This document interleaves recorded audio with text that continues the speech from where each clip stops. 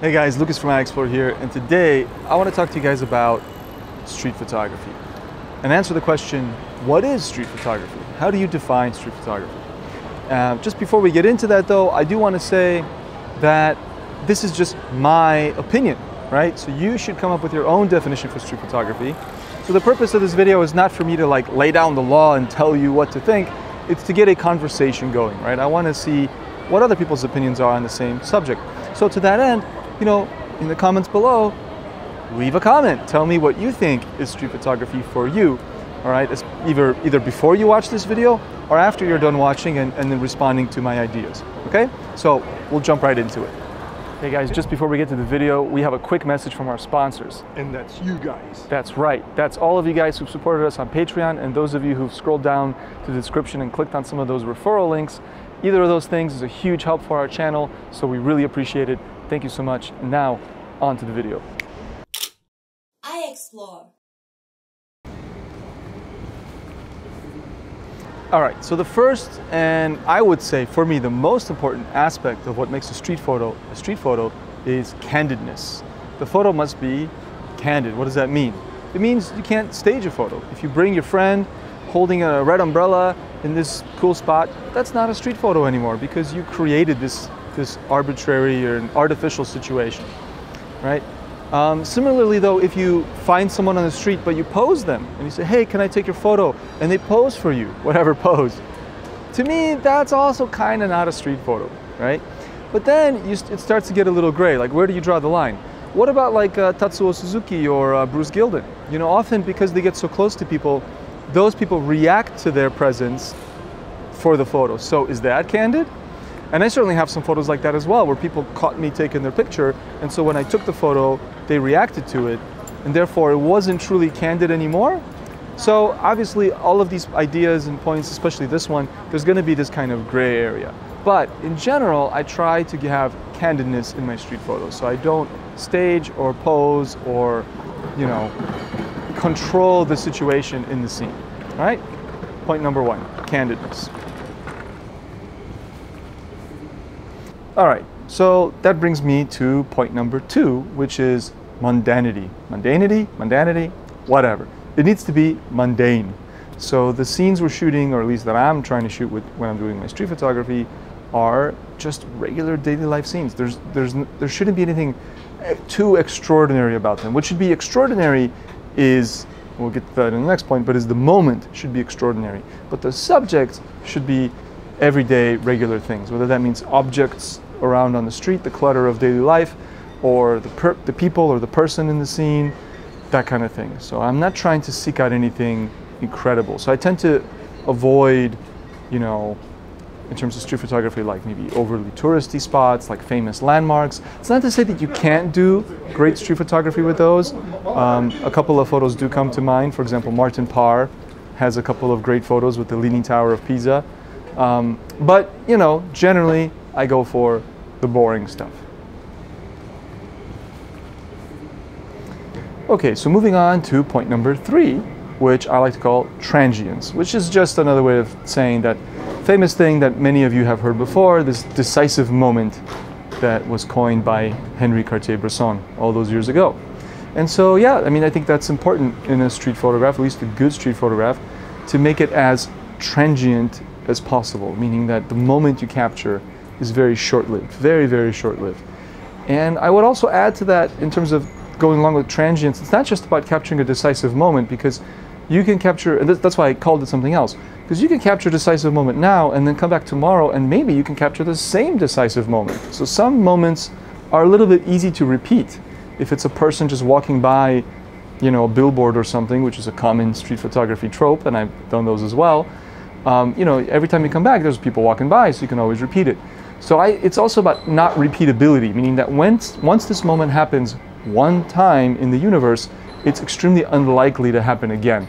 So the more transient the moment is, the less likely it is to happen again, the more street it is for me.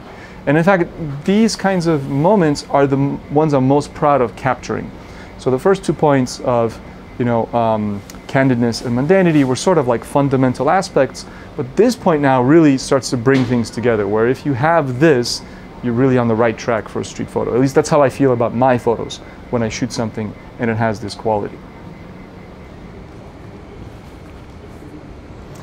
All right, and the next point now is what I call context, right? And this is where the idea of like juxtaposition comes in. So in a lot of street photography, you have different elements, like a person wearing a certain color and then something in the scene with that same color. For example, it's a very basic example, but you get that. So you need context. You have a main subject and then like a hierarchy of subjects. So the secondary, tertiary, quaternary, you know what I mean, this hierarchy of subjects. So that's the context.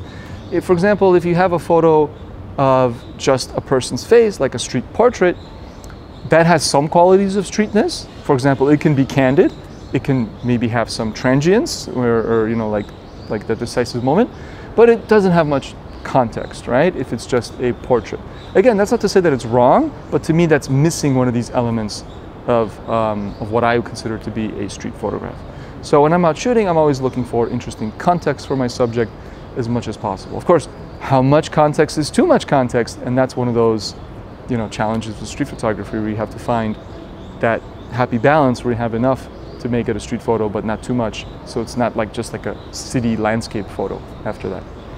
Okay, so that's point number 4. All right, so the last point is a little bit different from the first 4. So those first 4 points are kind of fundamental to me. So we had candidness, mundanity, transients, and context, and I feel like if I'm missing one of those, to me it's not quite a street photograph, okay? If it has all of those, it is a street photograph, but it's not elevated quite to the level of what a street photograph can really be. And so the last piece of the puzzle is very hard to pin down, and I like to call it otherworldliness, in the sense that when you look at this photo, it kind of transports you to almost a different universe where it doesn't feel like it could exist in our universe. There's something just special about that moment. Beyond just being a decisive moment, meaning where the timing was perfect and it's not repeatable, it just has a bit of a magical quality. Now, I think I have very few photos that embody that, but I'm certainly probably going to show them. I think there are a lot of great street photographers out there that have this often in their photos, and I'm going to rehash my favorites, which I've talked about many times on this channel, but that would be like the photos of Alex Webb, Saul Leiter, Siegfried Hansen. All of these photos often, or all of these photographers often in their photos have this kind of otherworldliness, this weird sort of ineffable, intangible, I don't know if I'm using the right words, but this quality that's really hard to pin down. And I think, yeah, if you have that on top of those other 4, that to me is a street photograph. All right, guys, so that about sums it up. I feel I've explained my feelings about what street photography are pretty clearly. Okay, we've covered those 5 different things that to me make a street photograph. I also want to highlight what I didn't mention. I didn't mention anything about the gear. It doesn't matter if you're shooting on this camera or that camera or film or whatever lens. Also about, is it color or black and white? None of those things matter, right? It doesn't matter. The physical way that you do the photography is not important. Also, really doesn't matter where you do it. In theory, you can do street photography and embody those 5 things in a place that's not a city. It can be in a rural environment or some indoor location or something like that. All right? But anyway, the important thing is these are just my ideas and my opinions, so feel free to disagree or agree with one of them and disagree with another one, and put it down in the comments, because I want to discuss this with you guys. The point is to start a discussion, not for me to tell you what to think about these matters. All right? So yeah, I hope that you found that interesting and informative. If you want to know more about this topic, I do have a blog post that I wrote about these things in a bit more detail. So if you want to go delve into more detail, there's a link in the description, so click on that and check it out. All right, so thank you guys so much for watching. As always, challenge your eye. Oh, hey guys, you're still here. Wow. You must be a huge fan of iExplore to watch all the way to the end of the video. We really, really appreciate that. That's a huge help because it makes our videos more popular, because the YouTube algorithm cares about these kinds of things. But since I have your attention still, I hope you know that we do have a Patreon and also YouTube channel memberships. And if you sign up with either of those, you could get access to our Tokyo Photo Spot map. Also, if you're interested in any of the gear that I use in the videos, or also some of the gear that we use to shoot the videos, All of the referral links for that stuff is in the description below. And if you click on those, that also helps us out immensely. Finally, we do sell some merch. We have I Explore branded t-shirts, and also on my own personal homepage, I sell prints. So if that interests you, again, links in the description below. But just the fact that you guys watched all the way to the end, we really appreciate. So thank you so much for watching, and we'll catch you guys in the next video.